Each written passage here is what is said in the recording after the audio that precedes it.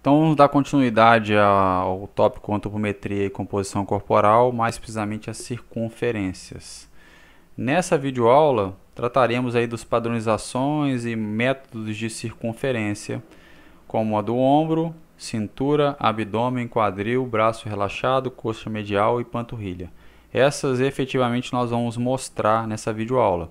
Existem outras circunferências, como circunferência da cabeça, pescoço, antebraço, coxa proximal, coxa medial, coxa distal, que nós não vamos estar, braço contraído, nós não estaremos abordando diretamente, mas podemos fazer algum tipo de comentário no momento oportuno. Bom, existe um conjunto de técnicas, né, ou solicitações, ou procedimentos que são necessários na mensuração de circunferências. Né? O primeiro cuidado que nós temos que ter ao mensurar a circunferência é que a trena utilizada ou a fita métrica utilizada esteja perpendicular ao segmento, esteja totalmente horizontal ao segmento que vai ser medido. Essa é a primeira questão. Uma outra questão muito importante é observar sempre a posição do avaliado e avaliador, para evitar algum tipo de constrangimento. Algumas posições podem causar constrangimento. Então, fique sempre lateral ao seu avaliado, fique sempre lateral anterior ao avaliado, evite ficar posterior ou ficar frente ao avaliado. Evite colocar muita pressão na fita, causando esmagamento do segmento, e evite cruzar as mãos na hora de fazer a leitura da fita. É importante que na hora da leitura você tenha o olhar alinhado com a fita. A primeira circunferência que vamos falar vai ser a circunferência do ombro. A circunferência do ombro, ela é determinada, o posicionamento dela, na maior protuberância do deltoide. Então, um espelho auxilia muito bem o posicionamento e a visualização dessa circunferência. Então percebam na foto e na imagem, se vocês vão olhar, vão conseguir visualizar também, que a gente passa a fita e ao passar a fita a gente segura o tambor com uma mão e a ponta da fita com a outra. E segura nessa posição para tentar ajustar e alinhar a circunferência de maneira mais prática. Então mostrando agora o vídeo, ele é bem rápido, ó. A gente passa na maior protuberância, um espelho ajudaria bastante. Seguro numa mão só as duas fitas e tem a oportunidade de passar o dedo entre a fita para ajustar o alinhamento. O espelho auxilia a verificar tanto na região posterior e na região anterior você pode se aproximar de frente para o avaliado e ajustar a fita. Tá? Então, as medidas de circunferência elas necessitam esse olhar e esse cuidado de alinhar a fita perpendicular ao segmento. Então ali eu demonstrei que a gente não pode cruzar as mãos. Seguro com uma mão só, sem fazer a compressão muito forte para esmagar o tecido. E posteriormente eu faço a troca da pegada e faço a leitura da circunferência. A outra circunferência que vamos demonstrar é a circunferência da cintura. Então a circunferência da cintura eu vou me posicionar lateralmente ao indivíduo. Vou encontrar a porção mais estreita do tronco. E aí tem uma dica que geralmente essa porção mais estreita está entre as costelas flutuantes e a crista ilíaca. O espelho auxilia bastante nesse momento. Então eu vou passar a fita nessa região, vou estar lateralmente ao avaliado e tendo a fazer a leitura. Não existe muitas variações de cintura, eu já li algumas coisas que a cintura aparece como abdômen em alguns livros, mas a gente vai levar em consideração essa padronização. Então na prática, eu tento encontrar aqui, faço o encontro da menor circunferência ou menor protuberância do tronco, posiciono a fita, seguro o tambor e a ponta da fita com as duas mãos. Se eu quisesse realizar algum tipo de modificação da fita ou alinhamento da fita, eu vinha com o dedo dentro da fita e poderia fazer essa alteração, esse ajuste. Um espelho auxilia bastante. Troco a pegada e faço a leitura. Uma outra circunferência que vamos demonstrar é a circunferência do abdômen. É a maior circunferência do tronco. Alguns autores até sugerem que seja em cima da cicatriz umbilical, essa referência. E a sugestão de posicionamento do avaliado também é lateral ao avaliado. Então, o avaliador deve estar lateralmente ao avaliado. Existem algumas variações na literatura. Tem alguns livros que descrevem essa medida como cintura, mas a gente está utilizando a maior circunferência do tronco como o abdômen. Então, medida na prática, a mesma coisa. Eu vou me posicionar lateralmente, passo na maior circunferência do tronco. A fita auxilia, o espelho auxilia muito nesse momento, né, para tentar identificar a maior circunferência do tronco. Faço aquela mesma jogada da mão, seguro numa mão só as duas fitas, se eu quiser ajustar, eu ajusto e faço a leitura. O quadril seria uma outra medida também relacionada. Fico lateralmente ao indivíduo e faço a maior protuberância glútea. Alguns livros trazem a informação no nível da sínfise púbica. É muito importante salientar que as medidas de circunferência, as medidas de circunferência que foram demonstradas, geralmente elas são coletadas no final da expiração. Então, mostrando na prática, a avaliada ficou lateralmente. A gente localiza a maior protuberância do glúteo. Então, passa a fita. O espelho é fundamental. Perna aduzida, bem fechadinha, para não provocar nenhuma interferência na medida. Então, passo a fita. O ideal é que a pessoa tivesse de biquíni ou com a menor quantidade de roupa possível, para a pele ficar tocando a fita integralmente. Aí foi uma tentativa de mudar um pouquinho a visualização para vocês entenderem. Vocês percebem que a perna está fechada, troca a pegada e faz a leitura. Recentemente eu vi um livro que fala algo sobre somar meio centímetro, 2 centímetros, mas eu achei um pouco sem muita profundidade para repetir aqui. Coxa medial, aquela marcação que a gente tem que fazer para fazer a dobra cutânea, que é da borda superior da patela até a linha inguinal. Eu também vou ficar lateral ao avaliado e vou fazer a passagem da fita de maneira horizontal em cima da marcação da dobra da coxa medial. Peço a pessoa para ficar com a perna afastada, dividir o peso entre as duas pernas, não tem que pedir a pessoa para contrair a perna. Então, eu posso fazer a coxa medial. Existe a coxa proximal também, que seria 1 centímetro abaixo da linha glútea, mas a gente vai demonstrar aqui a coxa medial. Então, na prática,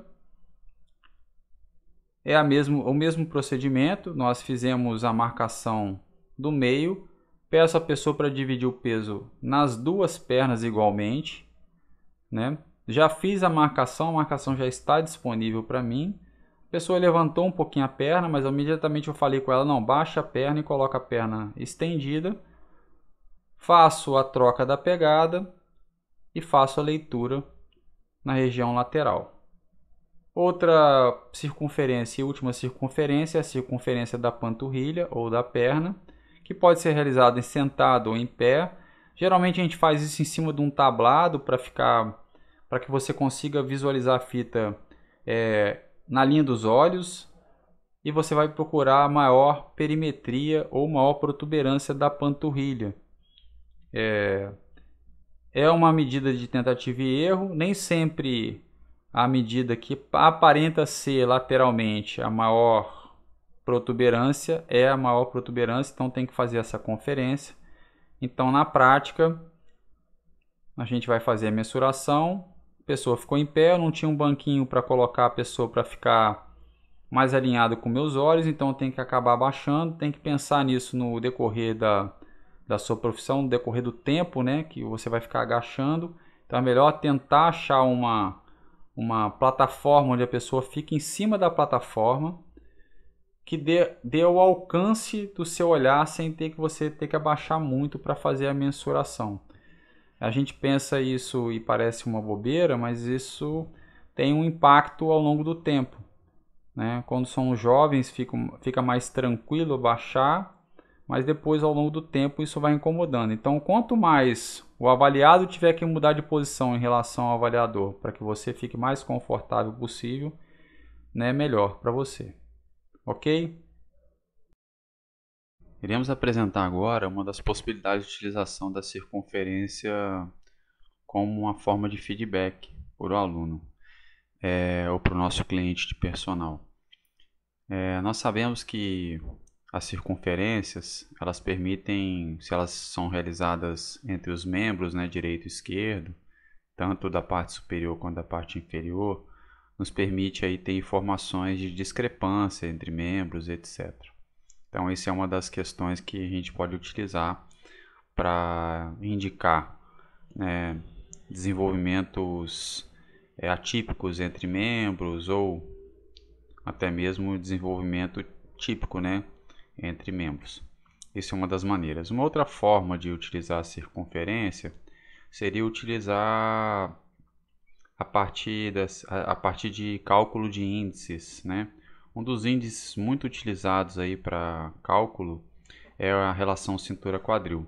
E é um cálculo muito simples e que tem uma relação muito interessante com doenças crônico-metabólicas. A literatura já aponta para isso. O objetivo aqui não é mostrar os estudos que apontaram essas relações. Essas relações já estão bem descritas na literatura por vários autores, então o objetivo específico não é mostrar esses estudos. Mas, como já sabemos que existe uma relação, uma associação, algo que mostre uma relação assim de que existe uma maior chance de pessoas com relação cintura-quadril mais alta apresentarem problemas ou possibilidade de problemas de doenças crônico-metabólicas, a gente está mostrando esse índice e a interpretação do mesmo. Bom, então a relação cintura-quadril é um índice antropométrico que indica de forma muito simplificada a distribuição da gordura. E ela é muito simples de calcular, eu acho que não tem muito segredo, mas é um bom índice, um bom preditor. Então, a relação cintura-quadril é a circunferência da cintura dividida pela circunferência do quadril. Então, no próximo slide apresentamos um caso onde um homem com 80 centímetros de cintura e 96 de quadril, 37 anos, a gente vai fazer o cálculo, a gente corta o cintura com cintura e fica apenas o índice adimensional, que é a relação cintura-quadril de 0,83. Quando a gente olha para a tabela, a gente percebe que uma pessoa de 37 anos, homem, então localizado nessa região, 37 anos, com uma relação cintura-quadril de 0,83, ele apresenta um risco baixo, né, em estar com possibilidade de ser acometido com patologias ou doenças crônico-metabólicas. Então, como é uma razão, uma possibilidade de risco, não quer dizer também que pessoas que estão com um RCQ alto estão fadadas a estarem doentes no futuro, né? Elas têm uma chance maior. A gente sabe que isso é um indicador e não um atestado de que você vai estar doente caso tenha essa relação mais alta. Em linhas gerais, quanto mais próximo de 1 essa relação vai ficando mais alta, muito alta, né? Esse risco vai ficando aumentado, e quanto mais baixo, esse risco vai ficando mais diminuído, vamos dizer assim. Outra forma de utilizar a circunferência como um cálculo a partir da circunferência para dar alguma informação ao cliente é fazer a conversão da circunferência em percentual de gordura. Tradicionalmente, os livros antigos, né, até mesmo o livro de Fisiologia do Exercício do McArdle, um livro de avaliação física e funcional que eu Gostava muito também que tinha Fisiologia, que é um livro do professor Paulo Farinati e o Wallace Davi, que são dois professores do Rio, também traziam esse método de avaliação, que era a conversão das circunferências em percentual de gordura. É um método de McArdle até o nome do estudo, o nome do protocolo. Só que é um protocolo meio complexo, exige muitas tabelas e eu acabei não encontrando meus livros de fisiologia aqui e nem encontrei também um livro do professor Paulo Farinati que tinha essas tabelas de referência e tal. Eu não quis pegar da internet. Então eu encontrei dois artigos dos mesmos autores, o Tran e o Weltman, um onde eles constroem uma equação de predição para transformação da circunferência em percentual de gordura para homens, e no artigo posterior eles fazem o mesmo para a mulher. A gente vai perceber que existe uma pequena diferença, mas isso no momento pouco importa, a gente vai mostrar o passo a passo dos cálculos. Bom, então, convertendo a circunferência em percentual de gordura, como é que funciona isso, né? Então, Tran e Weltman, eles realizaram um estudo em 1998 com pessoas de idade entre 21 e 78 anos, então vocês podem ver que é uma faixa de idade muito ampla, massa corporal de 56 a 152 e a estatura entre 1,46 e 193. E eles fizeram um público somente masculino. Eu não me lembro o N do estudo, isso também não. Mas era um N muito grande. E a equação que eles geraram a partir dessa regressão múltipla gerou um R de 0,83. Se a gente for olhar numa tabela de classificação de correlação, é um R bom, é um R satisfatório para uma equação, né? Então ela tem uma boa predição do percentual de gordura a partir da circunferência.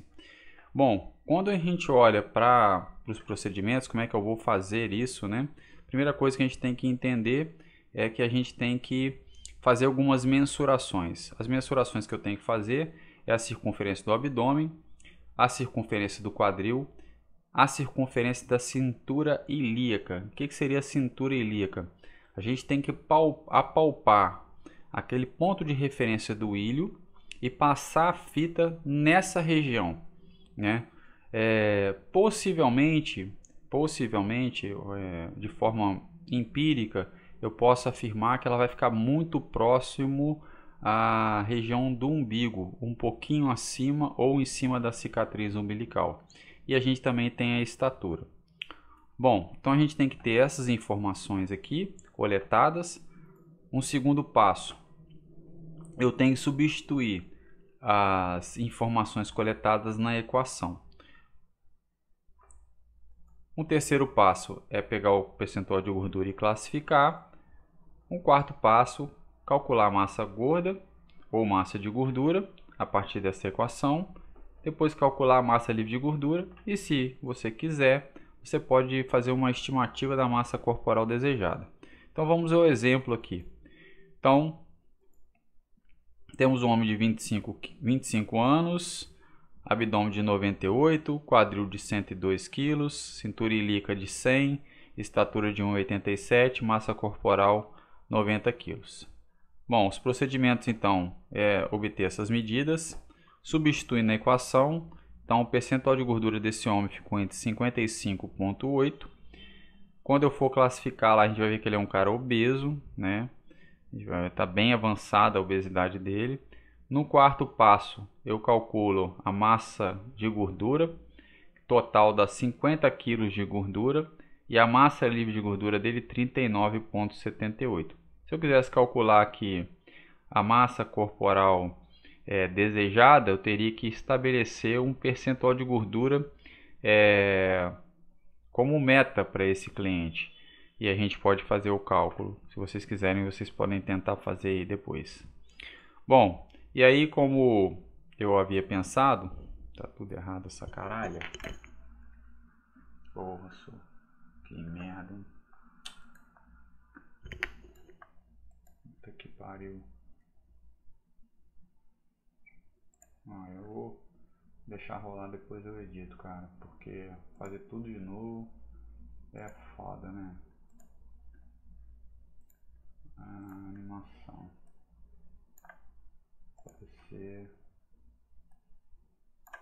aparecer,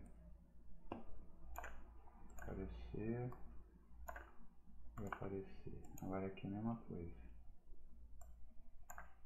aparecer, aparecer, aparecer, aparecer e aparecer. Então vamos lá. Então, cacete, agora como é que é? Alt F5, né?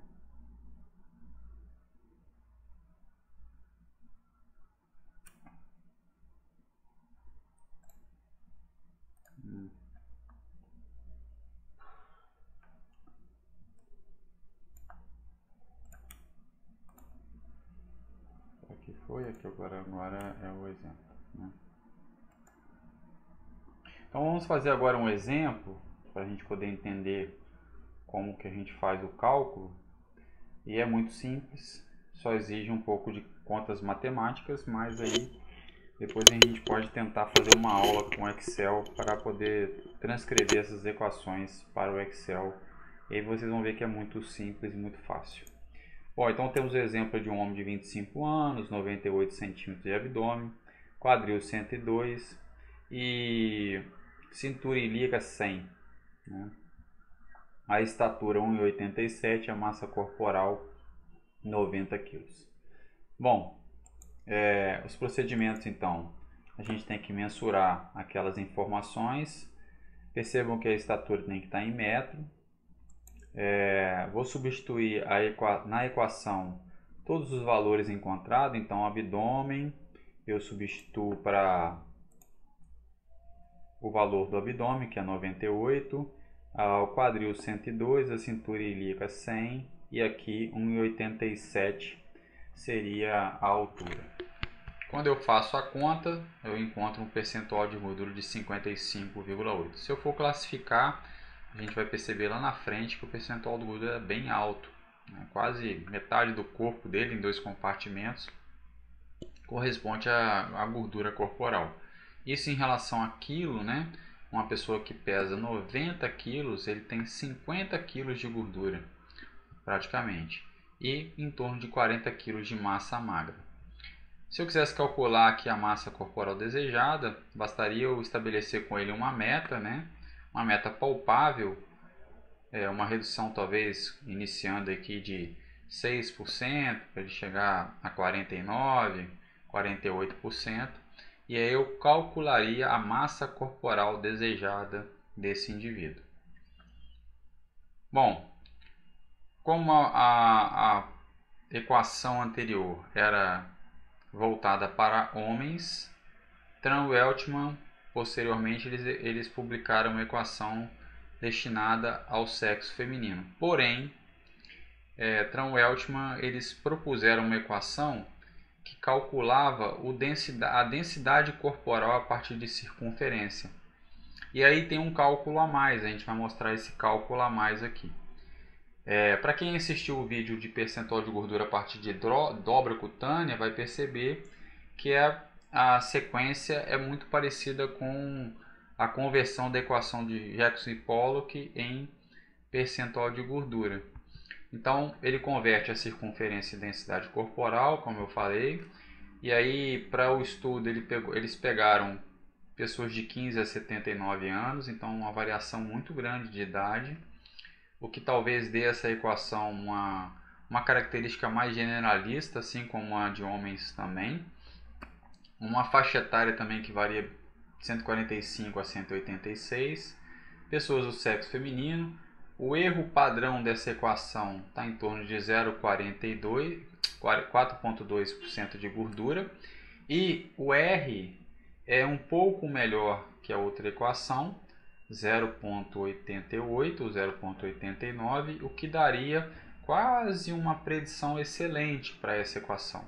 Então, mas é uma equação muito boa, aparentemente, pelo R, obviamente. né? A gente não tem outras informações, que seria o bias, né? Mas temos o erro padrão de estimativa, que já é uma referência interessante para a gente entender qual que é o erro possível, né, dessa estimativa. Bom, então os procedimentos são praticamente os mesmos, né? A gente vai somente acrescentar um procedimento novo, que é a conversão da densidade corporal em percentual de gordura. Então a gente vai realizar a coleta das informações necessárias e depois a gente vai substituir na equação. Então percebam que aqui eu vou colocar o abdômen e o quadril e a idade. O abdômen aqui, assim como na outra equação, é em cima da cicatriz umbilical, como a gente já conhece, ok? E aí eu vou substituir na equação. A partir do momento que eu tenho a densidade corporal, eu vou converter a partir da equação de Siri a densidade corporal em percentual de gordura. Depois eu classifico o percentual de gordura, calculo a massa gorda, calculo a massa livre de gordura e posso calcular a estimativa da massa corporal desejada. Bom, em se tratando então de um exemplo, nós temos então uma mulher de 37 anos, 90 centímetros de abdômen, 104 de quadril, 165 centímetros de estatura e massa corporal de 80. Eu substituo na equação, encontro uma densidade corporal de 1,013022 gramas por centímetro cúbico. Vou substituir na equação a densidade corporal, encontro um percentual de gordura de 38,6. Classificando o percentual de gordura, a gente tem que olhar na tabela, a gente vai olhar na tabela em seguida. A gente tem que só guardar esses valores aqui. A gente calcula agora a massa corporal de gordura, a massa gorda. E a pessoa tem, essa mulher tem em torno de 29,3 quilos. A massa corporal livre de gordura ou massa livre de gordura, ela tem em torno de 50 quilos. E a estimativa da massa corporal desejada poderia ter sido calculada uma vez que a gente estabelecesse um percentual de gordura desejado. Bom, quando eu olho para essa tabela, se a gente lembrar lá do percentual do homem, né, ele tem 55%. Então, uma pessoa que tem uma obesidade mórbida em relação à gordura corporal. E essa mulher tem em torno de 38. Então estabelece também que ela tem uma gordura, ela tem uma obesidade elevada. Então, para o uso dessas equações, é lógico que recomenda-se uma avaliação um pouco mais pensada, né? Um pouco mais observar bem, né? a constituição corporal da pessoa, para ver se a pessoa não tem um grande volume muscular e, portanto, grandes circunferências, né? Então é importante, isso faz parte do processo avaliativo também. O avaliador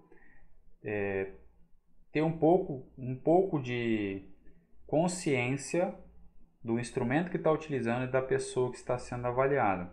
Se é uma pessoa que tem grandes volumes musculares, provavelmente ela vai ser apresentada como um percentual de gordura elevado, porém não porque ela tem muita gordura, mas é porque ela tem um grande volume muscular. Isso pode acontecer, por exemplo, com um fisiculturista, mesmo ele não tendo uma cintura tão fina, né, e um quadril tão exagerado, mas se ele tiver, por exemplo, num período onde que ele está